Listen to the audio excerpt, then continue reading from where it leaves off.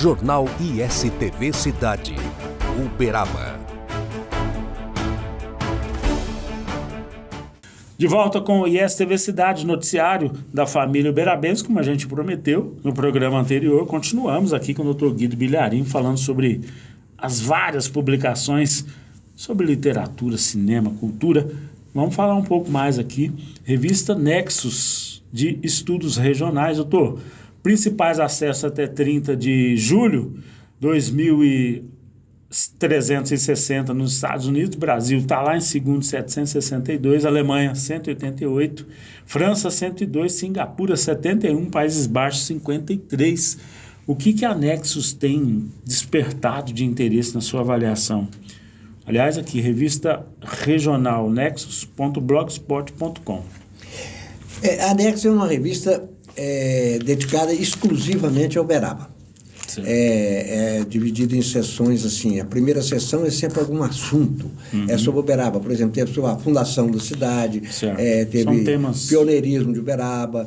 Agora, por exemplo, vai sair no próximo número, que vai ser editado e distribuído a semana que vem, os principais entidades culturais que Uberaba teve até 2015, desde a primeira. Por década, todas elas relacionadas. E tem uma seção de biografias, que eu até já no programa anterior fiz uma referência a um sábio alemão que residiu aqui em Uberaba e foi professor, que é o Drenner. Ele não só, como eu já disse no programa anterior, foi o descobridor da existência da bactéria no reino vegetal, como aqui no Brasil, ele é o pioneiro nos estudos climatológicos. Isso aí é dito por especialistas. Existe uma obra muito importante chamada Ciências no Brasil, editada na década de 1950 e organizada por Fernando de Azevedo, que é um grande ensaísta brasileiro, muito famoso na época. Hoje ele anda meio esquecido, mas no Brasil tem surgido tanta gente aí e nós temos que rever. Esse livro é fundamental. O Fernando de Azevedo pegou 10 ciências e convidou as principais figuras dessas ciências para organizar. Por exemplo, tem um capítulo sobre geografia, outro sobre história, outro sobre economia, outro sobre psicologia, já tinha, foi até pioneiro, né, na década de 1950. E dois deles, das duas áreas, falam no Drenner. E eles que falam, que ele foi um pioneiro. Ele faz um levantamento dos estudos climatológicos no Brasil e ele que iniciou.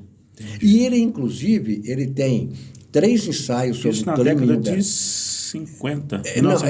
O livro é da década, As Ciências no Brasil, ele foi editado na década de 1950. Mas o Drenner, ele atuou no Brasil no século XIX. Certo. Ele veio contratado por indicação do embaixador brasileiro na Alemanha. Ele foi contratado por um rico fazendeiro da Bahia para instruir os filhos dele, veja bem. Aí ele vem para a Bahia. Chega na Bahia, houve uma peste lá nos canaviais e ele conseguiu debelar. Então, e aí ele foi contratado pelo Ministério Federal da Agricultura, veio para Minas, e veio acabar em Uberaba, porque o Instituto Zootécnico de Uberaba era estadual. E ele foi contratado para trabalhar com o governo de Minas e direcionar ele para Uberaba. E aqui ele escreveu 3 ensaios sobre a climatologia do Uberaba. Mas ele já tinha publicado um livro sobre o clima no Brasil, que é citado pelo Euclides da Cunha nos Sertões. Quer dizer, tão respeitado que ele era, que o Euclides da Cunha o cita já conhecia. Lá. Eu perguntei essa data, né, de estudos dele, porque nós temos na ONU um organismo muito forte que monitora as condições climatológicas no mundo inteiro, e eu agora fiquei interessado em saber se lá ele teve alguma citação, se tem algum estudo relacionado. Pode ser, provável. Pode haver, provável, porque esses estudos são de muito longa data. E o Drenner, além de ter sido o pioneiro do estudo climatológico do Uberaba, ele e mais 2 alemães foram os pioneiros na instituição do ensino superior agrícola no Brasil. Eles fundaram na Bahia, em Salvador, a primeira escola de ensino superior de agricultura no Brasil. Interessante. Ele veio para o Brasil numa época chave do desenvolvimento do Brasil. E ele contribuiu demais para isso. Maravilha. Além disso, nesse número da Nexus, eu geralmente publico 2 biografias. Tem uma biografia, João Teixeira Alves era um médico goiano que veio para Uberaba em 1899 e faleceu aqui em 1940. Ele construiu o primeiro hospital particular aqui em Uberaba, inaugurado em 1905. E ele foi tão importante em Uberaba, além de médico, ele foi também escritor. Deixou peças de teatro, livro de contos, livro sobre medicina, e foi um dos fundadores da Sociedade de Medicina de Uberaba. Se não me engano, foi até o primeiro presidente. O presidente de honra foi o Dr. Zé Ferreira, e ele é o presidente, parece que é efetivo. E ele é o pai do Pedro Ludovico, que fundou Goiânia, foi governador de Goiás 3 vezes, e avô do outro governador de Goiás da década de 60, que era filho do Pedro Ludovico, eu esqueci o primeiro nome dele, era Borges. Então, você vê, porque ele morava em Goiás, mudou-se para Uberaba, mas a família dele se separou, ficou lá, em Goiânia, e ele aqui. Na época, Uberaba atraía muitos goianos. Com certeza. Porque essa regionalidade, essa condição de cidade polo liberava já naquela época, né? Era Mato Grosso do Sul também tudo, atraía, né? O Brasil Brasil Uberaba Central, tinha um comércio intenso com Goiás e com Mato Grosso, que foi perdendo depois pela evolução natural das coisas. Né? E também algumas coisas que vieram assim positivas. Por exemplo, o comércio de Uberaba com Mato Grosso, nós perdemos porque a estrada de ferro, que tinha já começado a construção, Uberaba-Coxim, foi desviada para São Paulo. E aí Uberaba, de um dia para o outro, perdeu todo o comércio com Mato Grosso, que vinha em carro de boi, atravessava o Rio Paranaíba em balsa. E eles pegaram a estrada de ferro, que existe até hoje, que é a Noroeste Paulista, foi um dos fatores do grande progresso da cidade de São Paulo, um dos 3 principais. E Uberaba perdeu o comércio com o Mato Grosso. O senhor diria que faltou liderança política naquela época para defender? É uma coisa impressionante. O Afonso Pena, mineiro, foi candidato a presidente da República, e o Rodrigues Alves, que já tinha sido presidente da República, era governador de São Paulo, ele, para apoiar o Afonso Pena, uma das coisas que ele pleiteou era transferir essa estrada para São Paulo. E o Afonso Pena concordou. Quer dizer, prejudicou Uberaba e prejudicou Minas, porque essa estrada ia futuramente para Belo Horizonte. Ia ser também boa para Belo Horizonte. Então, o que a Noroeste fez para São Paulo, poderia ter feito para Belo Horizonte. Exatamente. Você vê, agora, a liderança em Uberaba era tão fraca que a praça atual Rui Barbosa, você acredita que passou chamada Afonso Pena? Ficou mais de 16 anos com o nome de Afonso Pena. Quer dizer, o homem que mais prejudicou Uberaba, ainda ele deve ter dado outras coisas, como falava que os portugueses davam espelho para os índios, ele deve ter dado brinco e espelho. E deve ter feito alguma coisa para Uberlândia também, porque está lá também. E ele pegou. Depois, quando o Rui Barbosa faleceu, e o Rui Barbosa era muito querido em Uberaba, inclusive ganhou a eleição em Uberaba. Perdeu no Brasil, mas ganhou aqui. Aqui tinha até um jornal dedicado, feito pelo Idebrando Pontes e o Felipe Axé. Felipe Axé é aquele médico mesmo do laboratório, que ele morou em Uberaba uns 15 anos, foi vereador, foi prefeito de Uberaba. E ele e o Idebrando fundaram em 1910 um jornal civilista, para apoiar a candidatura do Rui Barbosa.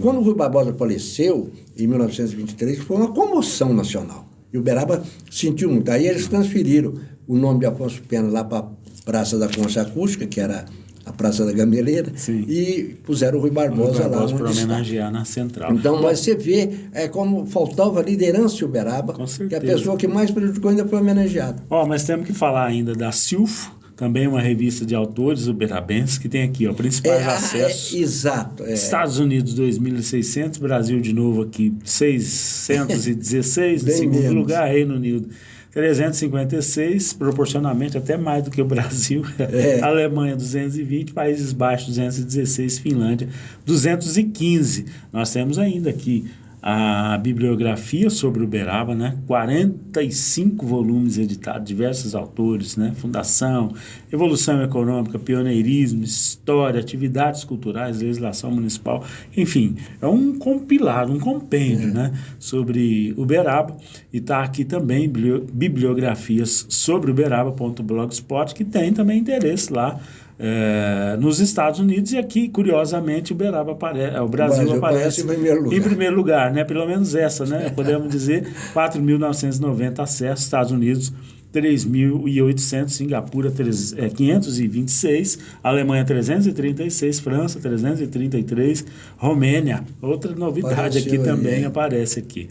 Temos aqui autores uberabenses, 12 livros publicados, também estão muito fácil de acessar, autoresuberabenses.blogspot.com, que também desperta interesse lá nos Estados Unidos, 770 acessos, no Brasil 688, Alemanha 157, França 59, Hong Kong, olha aí, 51, Singapura 47. Temos aqui o Diário de Uberaba, que é o do Marcelo Prato, o Dr. Guido já falou dele aqui também, né?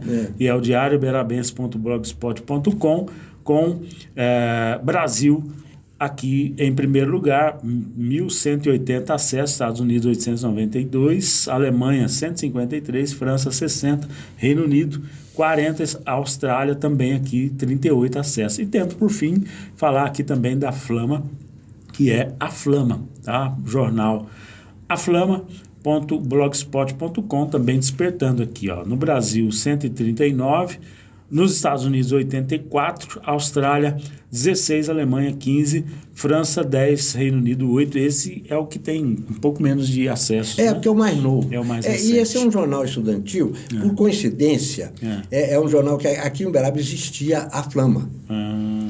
Tanto que aí quando eu mandei para minha mãe lá do Rio, eu estudava lá no Rio, no Colégio Pedro II, mandei para ela, a pessoa que era o jornal daqui que ela estava recebendo, que era muito conhecido.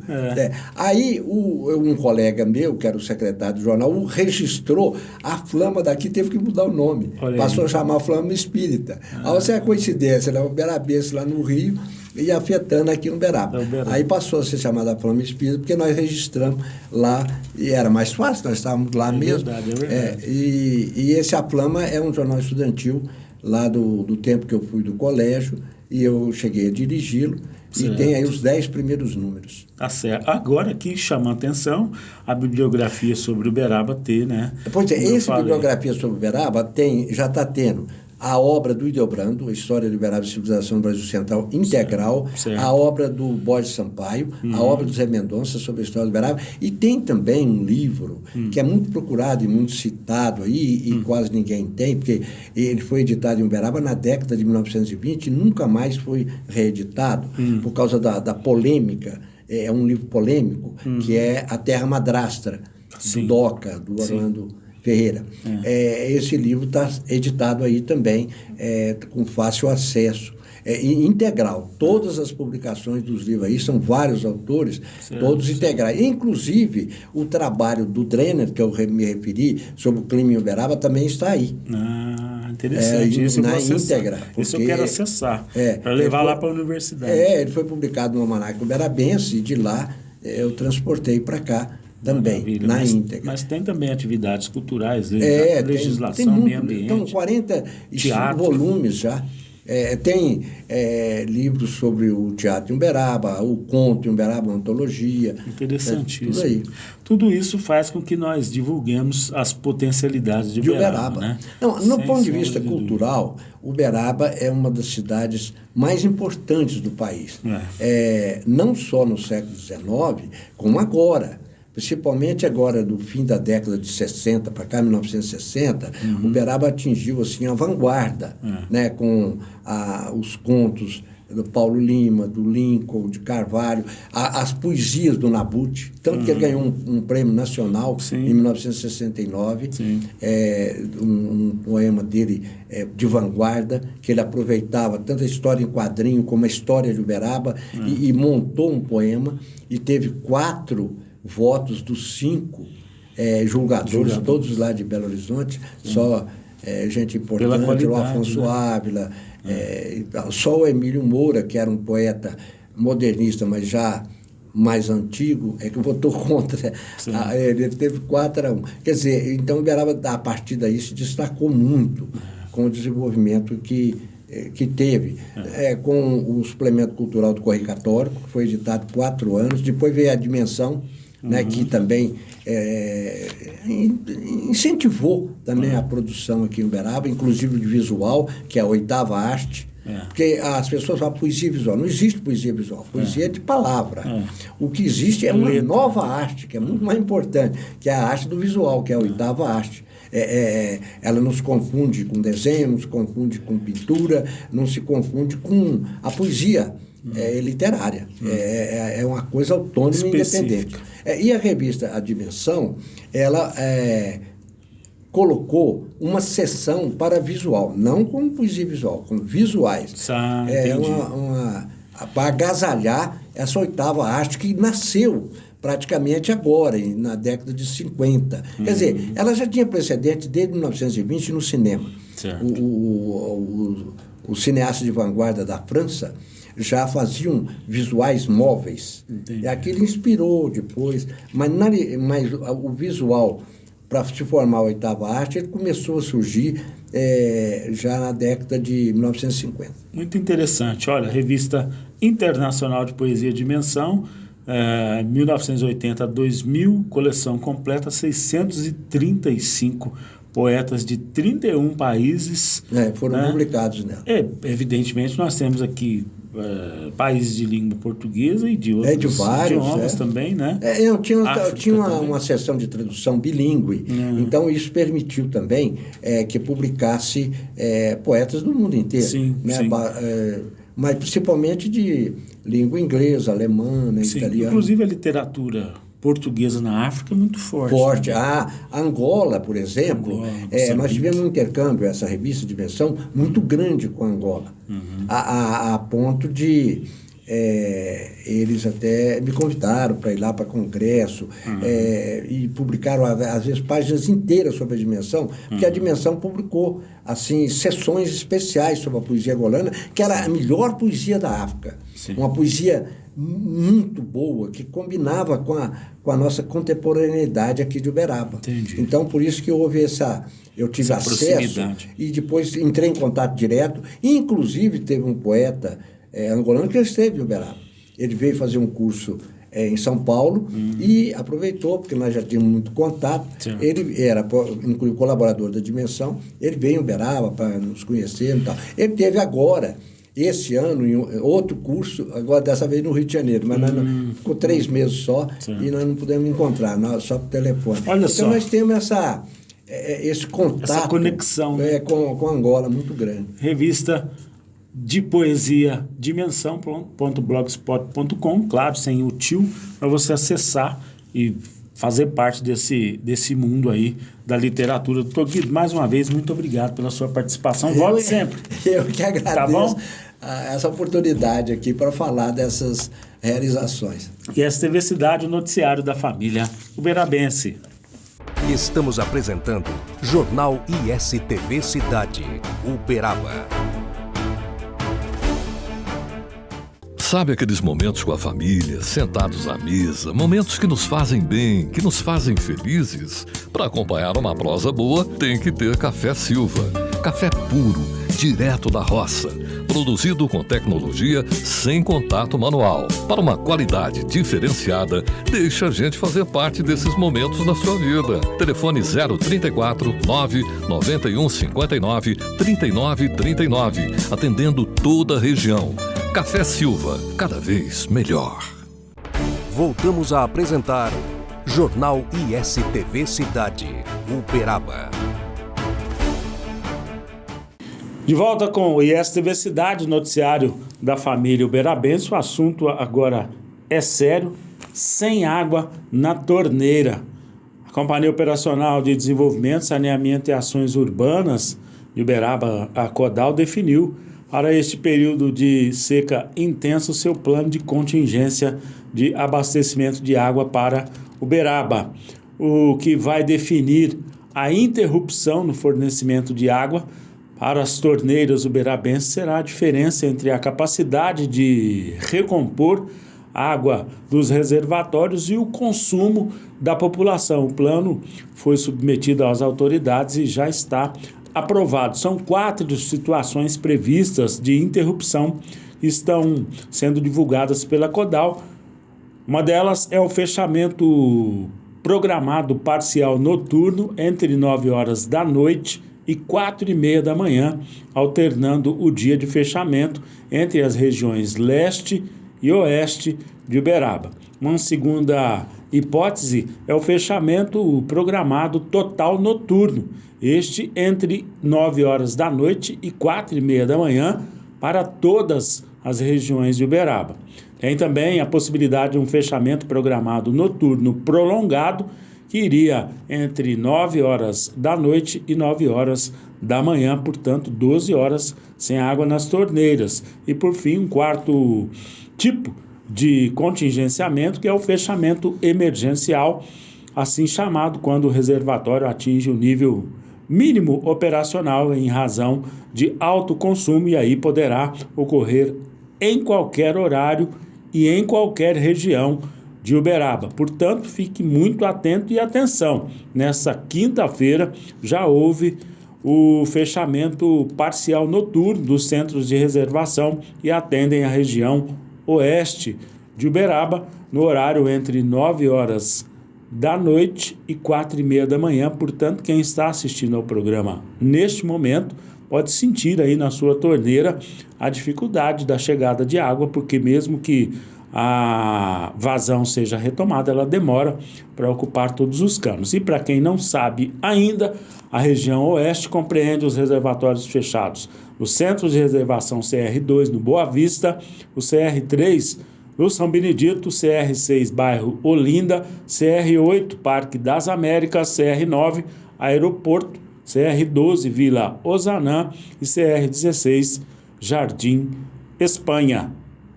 Mudamos de assunto no ISTV Cidade para trazer uma notícia de utilidade pública. Atendimentos na unidade matricial de saúde do Valim de Melo acontecem temporariamente em novo endereço, é o que informa a Secretaria Municipal de Saúde aos usuários da unidade matricial Álvaro Guaritá, devido à reforma que acontece naquela unidade de saúde. Até o final deste mês, os atendimentos serão realizados provisoriamente no Lar Espírita Irmã Valquíria, e fica na rua Arapongas, 890, ali no Gameleiras. Todos os serviços estão disponibilizados no local provisório, exceto o de odontologia. Neste caso, os usuários devem procurar a USF, Unidade de Saúde da Família Virlânia Augusta de Lima, que fica no Jardim Maracanã, e a UMS Abadia para atendimento.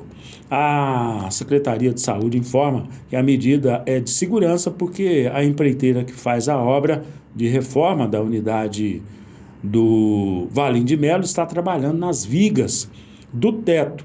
Finalizada essa etapa, serão feitas a alvenaria e a troca dos pisos.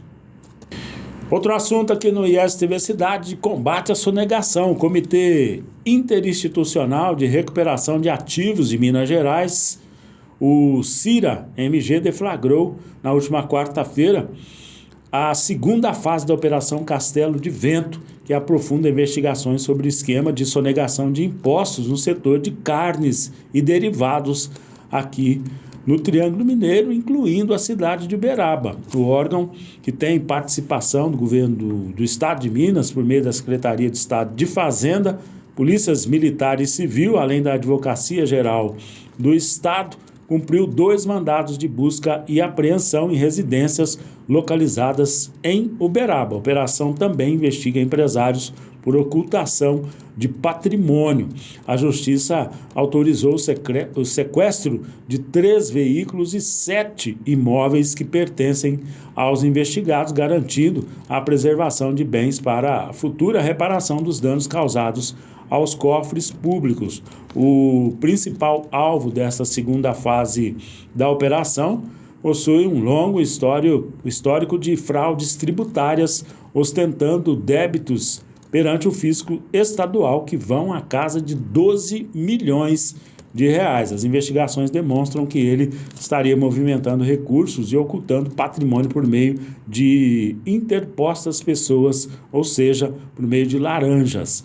No cumprimento dos mandados, na manhã desta última quarta-feira, um veículo que não constava na lista dos bens a serem sequestrados foi vistoriado e descoberto no fundo falso do porta-malas deste carro. A polícia encontrou 4 milhões de reais em espécie, ou seja, dinheiro vivo. O veículo e o montante foram apreendidos. A participação nessa operação teve integrantes do Ministério Público, um promotor de justiça, 8 policiais militares e 7 auditores fiscais da Receita Estadual.